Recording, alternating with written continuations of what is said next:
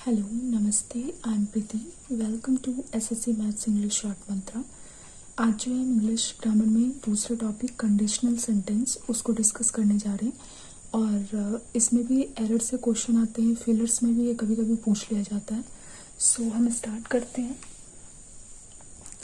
Conditional sentence ये होता है कि जैसे कि कोई कंडीशन होता है, जैसे अगर आप ये करोगे तो आपके साथ ये हो जाएगा, अगर ये होगा तो वो होगा, इस टाइप का जो क्वेश्चन होता है उसको हम लोग कंडीशनल सेंटेंस कहते हैं। ठीक है, तो कंडीशनल सेंटेंस में अगर उसके मीनिंग को छोड़ दिया जाए, अगर उसके रूल को जैसे देखते हैं इंग्लिश के अकॉर्डिंग, तो वहाँ पे कभी कभी कुछ मिस्टेक्स होते हैं जो कि हमें दिया जाता है और उसी को हमें इम्प्रूव करना होता है। ठीक है, तो सबसे पहले हम स्टार्ट करते हैं जीरो कंडीशनल। जीरो कंडीशनल का मतलब होता है कि अगर कोई कंडीशन है और उसका जो रिजल्ट है वो ऑलवेज ट्रू है, यानी कि यूनिवर्सल है, कि अगर हम ऐसा करेंगे तो ऐसा होगा ही, तो वहाँ पे हमें जो रूल फॉलो करना है वो क्या होता है कि इफ़ सिंपल प्रेजेंट टेंस में, अगर इफ़ के साथ कोई सेंटेंस जो है सिंपल प्रेजेंट टेंस में है, तो दूसरा सेंटेंस भी अगर वो यूनिवर्सली ट्रू है तो दूसरा सेंटेंस भी हमारा क्या होगा, सिंपल प्रेजेंट में ही होगा।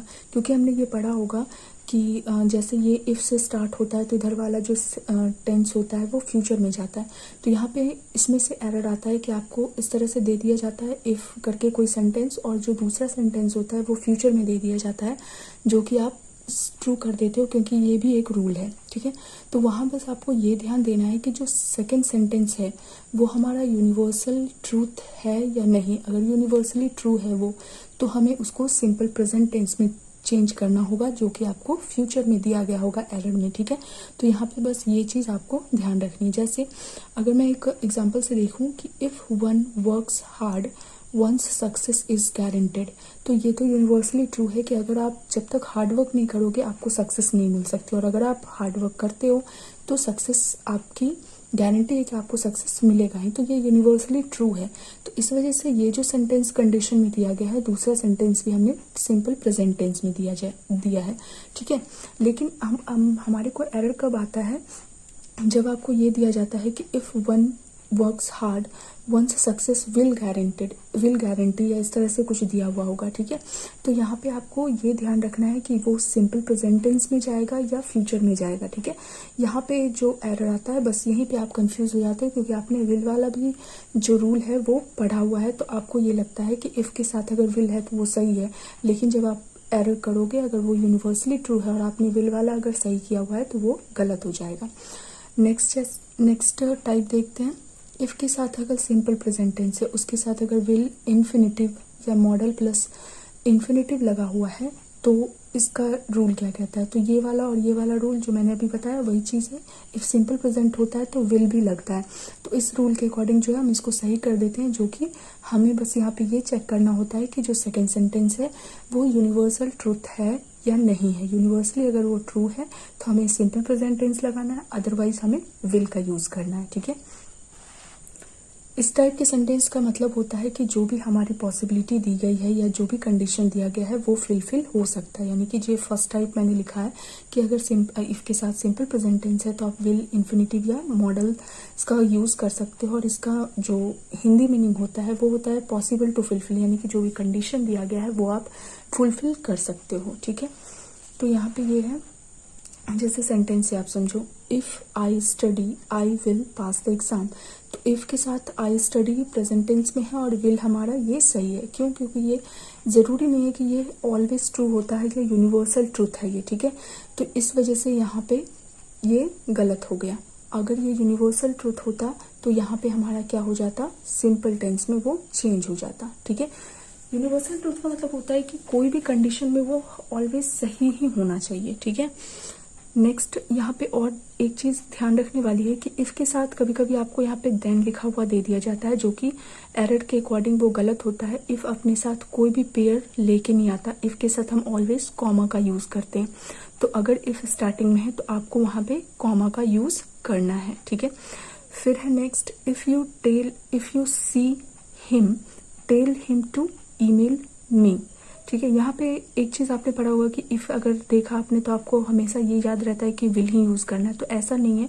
अगर आप इफ़ के साथ विल है तो भी सही है। इफ़ के साथ अगर कोई इन्फिनेटिव है, बेयर इन्फिनेटिव है, तब भी वो सही होता है। और इफ़ के साथ अगर कोई भी अदर मॉडल्स है, जैसे कि विल यहाँ पे लगा हुआ है, अगर कोई भी मे, कोई कैन, जो मतलब पॉजिटिव प्रेजेंट टेंस में होना चाहिए, तब भी वो सही होता है। तो यहाँ पे आपको 3 चीज़ याद रखनी है कि इफ़ के साथ अगर प्रेजेंट टेंस है तो वहाँ पे क्या क्या कंडीशन हो सकता है। पहला कि सेकेंड सेंटेंस भी सिंपल में हो सकता है अगर वो यूनिवर्सली ट्रू है। सेकेंड जो है इफ़ के साथ अगर सिंपल प्रेजेंट टेंस है तो विल, इन्फिनेटिव, मॉडल इन्फिनेटिव का भी आप यूज़ कर सकते हो, सिर्फ विल का ही यूज़ नहीं होता है। थर्ड क्या है, इफ़ के साथ कभी भी आप देन का यूज़ नहीं करोगे, जैसे if I study then I will pass, then का यूज़ नहीं होता है। इफ़ के साथ अगर इफ़ स्टार्टिंग में है तो आप ऑलवेज वहाँ पे कॉमा का यूज़ करोगे दो सेंटेंस को ऐड करने के लिए, ठीक है। नेक्स्ट है आई will pass the exam if I study. अब यहाँ पे जो है अगर इफ़ पहले होगा तब तो यहाँ पे कॉमा लगेगा, लेकिन अगर इफ़ बाद में हमने सेंटेंस के रखा है तो यहाँ पे हम कॉमा का यूज़ नहीं करेंगे। अगर यहाँ पे कॉमा का यूज़ होगा तो वो हमारा गलत हो जाएगा, ठीक है। तो यहाँ पे आप ये ध्यान रखोगे कि अगर इफ़ का यूज़ पहले हो रहा है तभी हम कॉमा का यूज़ करेंगे, अगर इफ़ का यूज़ सेंटेंस के लास्ट में हो रहा है तो हम कॉमा का यूज़ नहीं करेंगे, ठीक है। 4-5 बातें जो मेन है यहाँ पे आपको माइंड में रखना है जब भी इस तरह का सेंटेंस आपको मिले एरर में। नेक्स्ट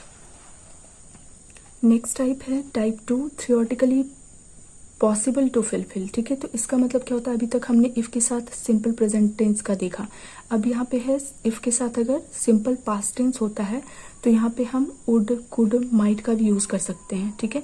तो यहाँ पे ये ज़रूरी नहीं है कि इफ़ के साथ अगर सिंपल पास्ट है तो हम सिर्फ वुड का ही यूज़ करेंगे तभी वो सही होगा। वुड, कुड, माइट कोई भी अगर रहता है तो भी हमारा सेंटेंस क्या होता है, सही ही होता है। If I study I would pass the exam, तो इफ़ के साथ हमारा ये टेंस कौन सा है, सिंपल पास्ट। तो आई के साथ हम वुड का भी यूज़ कर सकते हैं, कुड का भी और माइट का भी, ठीक है। नेक्स्ट टाइप है 3, impossible to fulfil a condition, यानी कि ये इस तरह का सेंटेंस है कंडीशन जो कि इम्पॉसिबल है उसको फुलफिल करना। इसका क्या होता है, इफ़ के साथ पास्ट परफेक्ट टेंस अगर होता है तो वुड हैव, कुड हैव या माइट हैव भी जो है हमारा ट्रू होता है, जबकि हमने इसके साथ एक ही रूल पढ़ा हुआ है कि इफ़ के साथ अगर पास्ट परफेक्ट होता है तो हम वहाँ पे सिर्फ ये देखते हैं कि वुड हैव होगा, तो वुड हैव नहीं, कुड हैव भी अगर होता है, माइट हैव भी होता है, तब भी वो सेंटेंस जो है वो ट्रू होता है। जैसे if I had study, past perfect tense है तो वहाँ पे वुड के साथ हैव लगा होगा, यहाँ पे अगर सिंपल पास्ट होता तो सिर्फ हम वुड लगाते हैं, ठीक है। तो इफ़ के साथ आई had study I would have pass the exam, अगर यहाँ पे ये रहता कि if I had study I could have the exam, तो भी वो सेंटेंस सही होता है। क्योंकि हमने बहुत सारे एग्जाम्पल सिर्फ ऐसे देखे हैं कि हैड के साथ वुड हैव होता है तभी वो सेंटेंस होता है, ऐसा नहीं है, अगर कुड हैव भी होगा, माइट हैव भी होगा, तो भी वो हमारा सेंटेंस क्या होगा, सही होगा। तो यहाँ पे हमने 3 टाइप के कंडीशन को पढ़ लिया। पहला कि जो अगर इफ़ के साथ हमारा प्रेजेंट टेंस आता है तो वहाँ पे 2 कंडीशन हो सकता है, विल, इन्फिनेटिव या कोई भी अदर मॉडल्स यूज़ हो सकता है, और अगर वो यूनिवर्सली ट्रू है तो वहाँ पे हम सिंपल प्रेजेंट टेंस का ही यूज़ करेंगे। इफ़ के साथ अगर पास्ट होगा तो वुड, कुड, माइट में से कुछ भी हम यूज़ कर सकते हैं, और अगर इफ़ के साथ पास्ट परफेक्ट टेंस होता है तो could have, would have, might have हम ये यूज़ कर सकते हैं, ठीक है।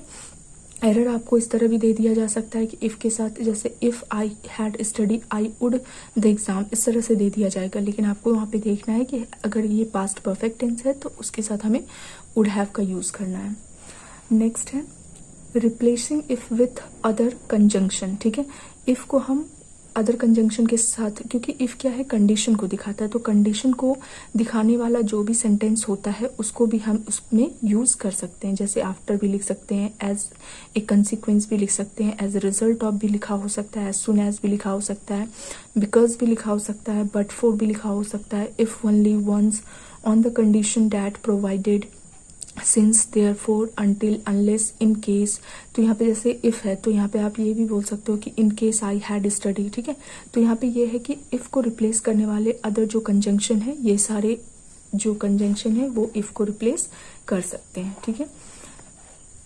ओमिटिंग इफ़, अगर हम इफ़ को नहीं लिखना चाहते और इसमें से भी कोई हम वर्ड को यूज़ नहीं करना चाहते तो हम इफ़ को ओमिट करके उसका इन्वर्जन भी बना सकते हैं। जैसे इफ़ आई हैड हमने ऊपर देखा था, तो हम इफ़ को हटा के अगर ये वर्ड्स यूज़ नहीं करना चाहते तो हम जो इसका हेल्पिंग वर्ब है, यानी जिसको कि इन्वर्जन बोलते हैं, कि जब सेंटेंस में, किसी भी सेंटेंस में जब हम उसके हेल्पिंग वर्ब से स्टार्टिंग करते हैं तो उसको हम लोग इन्वर्जन बोलते हैं। तो यहाँ पे इफ़ की जगह पे जो है हम हैड आई नोन भी लिख सकते हैं, और इसको इफ़ के साथ अगर लिखेंगे तो कैसे लिखेंगे, इफ़ आई हैड नोन।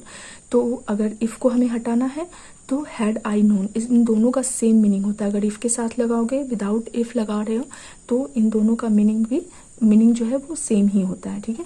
तो जैसे आई हैड आई नोन का, इसको हम किस तरह, instant of if I had known, यानी इफ़ आई हैड नोन की जगह हम हैड आई नोन भी लिख सकते हैं। दूसरा कंडीशन क्या है कि इफ़ की जगह पे आप ये सारे वर्ड्स को भी यूज़ कर सकते हो जो कंडीशन बताते हैं, ठीक है। जैसे यहाँ पे देखो, if you were my daughter, इसको हम कैसे लिख सकते हैं, इफ़ को हटा के वर यू माई डॉटर, ठीक है। तो यहाँ हमारा कंडीशनल जो सेंटेंस था वो सारा रूल यहाँ पे ख़त्म हो गया है। इससे आप जो भी प्रैक्टिस बुक है आपकी, उसको आप एक दो बार इससे लगा लोगे, ज़्यादा कुछ है नहीं इसमें, बस कुछ पॉइंट्स है जो आपको माइंड में रखना है। सो होप ये टॉपिक आपको समझ में आ गया होगा। जय हिंद।